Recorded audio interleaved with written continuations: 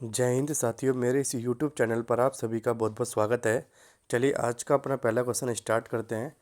पहले क्वेश्चन में क्या कह रहा है आपसे, कह रहा है x plus y is equal to 18 और कह रहा है x into y is equal to 77।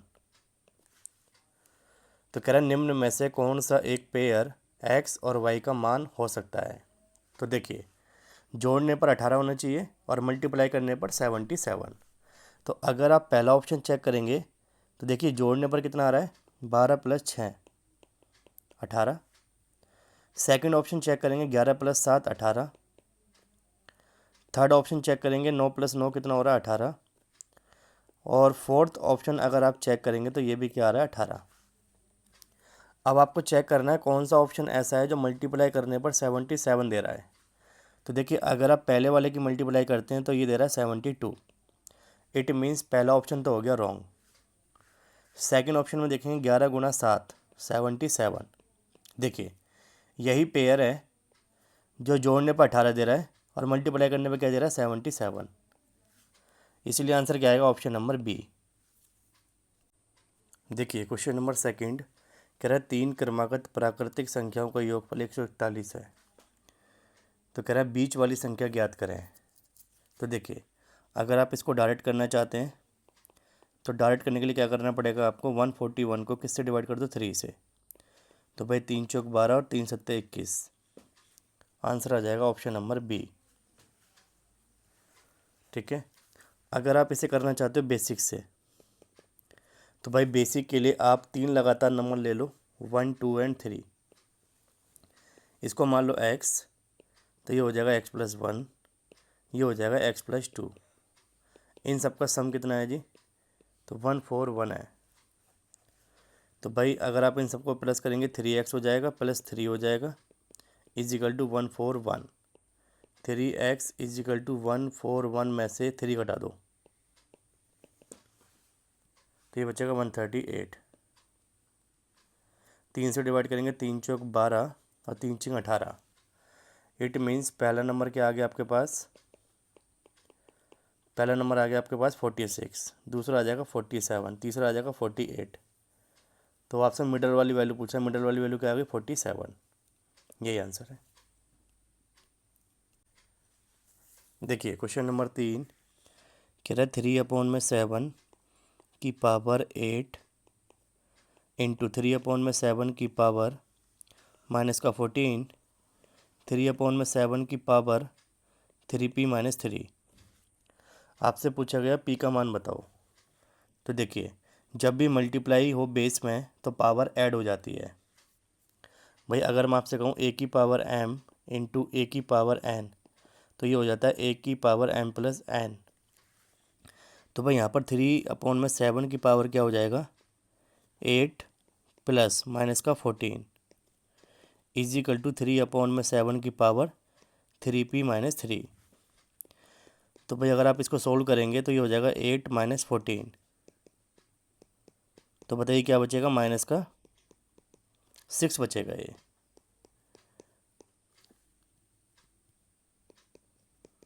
भाई जब 8 में से 14 घटाएंगे आप तो माइनस का 6 बचेगा।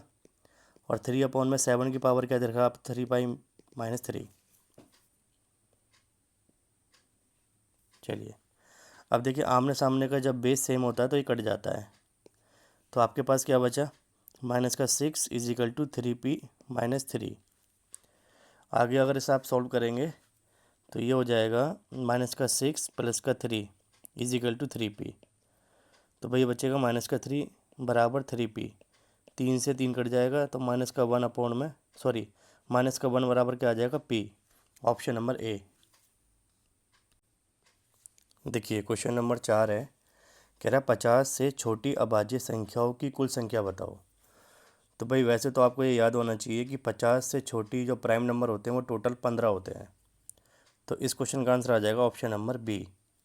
अब भाई कौन कौन से प्राइम नंबर होते हैं वो लिख देता हूँ मैं यहाँ पर, 3 5 सॉरी 2 3 5 7 11 13 17 19 23 29 31 37 41 43 और 47।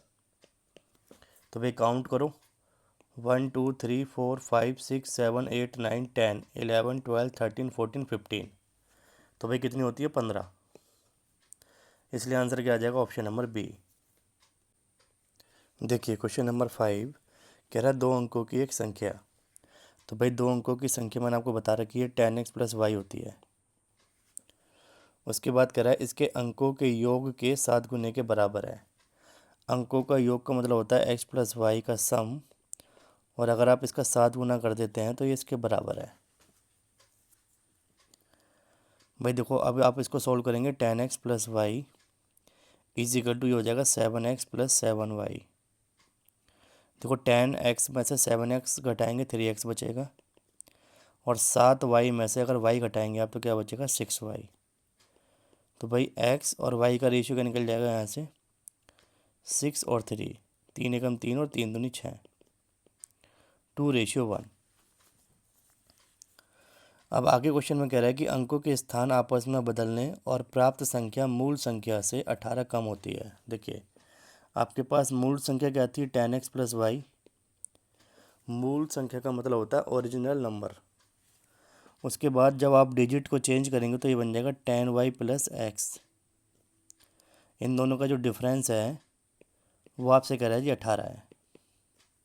तो देखिए 10x + y - 10y और प्लस माइनस क्या हो जाएगा? -x is equal to 18। 10x में से x घटाएंगे तो 9x बचेगा, y में से अगर 10y घटाएंगे तो माइनस का 9y बचेगा। 9 अगर आप कॉमन ले लेते हैं तो इट मीन्स x - y की वैल्यू क्या दे रही है आपको? 2। क्लियर? तो देखिए आपके पास यहाँ पर x और y का रेशियो क्या आया था पहली कंडीशन से? 2:1। और यहाँ पर x और y का अंतर कितना है जी? 2। क्लियर? तो भाई देखो रेशियो के अकॉर्डिंग अंतर कितना है? 1।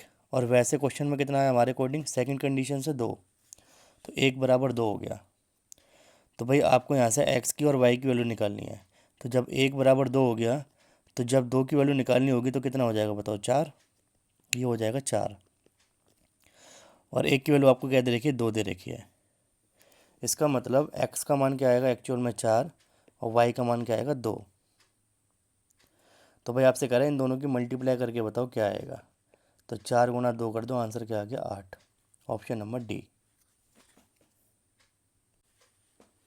देखिए क्वेश्चन नंबर 6 कह रहा है वह संख्या ज्ञात कीजिए जिसका 1/3 भाग उसके 1/5 भाग से 6 अधिक है। देखिए आपको संख्या नहीं पता, आप संख्या मान लीजिए x। तो कह रहा है x का 1/3, तो ये हो जाएगा x/3। और भाई इसी x का 1/5 हो जाएगा x/5। भाई अगर x का मतलब होता है मल्टीप्लाई, 1/3 निकालेंगे तो ये x/3 बनेगा। अगर x का 1/5 निकालेंगे तो ये x/5 बनेगा। तो कह रहा है कितना अधिक है? 6 अधिक है। तो भाई इसका मतलब इन दोनों का अंतर क्या दे रखा आपको? 6। चलिए इस डाटा को सॉल्व करेंगे, एलसीएम आएगा 15। तो ये हो जाएगा 5x, ये हो जाएगा 5 3 15 3x is equal to 6। Cross multiply करेंगे तो ये बचेगा 2x = 90। तो भाई x की वैल्यू क्या आ जाएगी? 45। It means option number B. देखिए क्वेश्चन नंबर 7 क्या कह रहा है आपसे? कह रहा है निम्नलिखित में से कौन सी संख्या सबसे छोटी भाज्य संख्या है? देखिए भाज्य का मतलब होता है कंपोजिट नंबर, और भाई कंपोजिट नंबर का मतलब होता है मोर देन 2 फैक्टर, जिसके 2 से ज़्यादा फैक्टर हों। क्लियर? जैसे मान लो मैं आपसे कहूँ 1, तो भाई 1 के कितने फैक्टर बनेंगे? तो 1 का ओनली 1 फैक्टर बनेगा।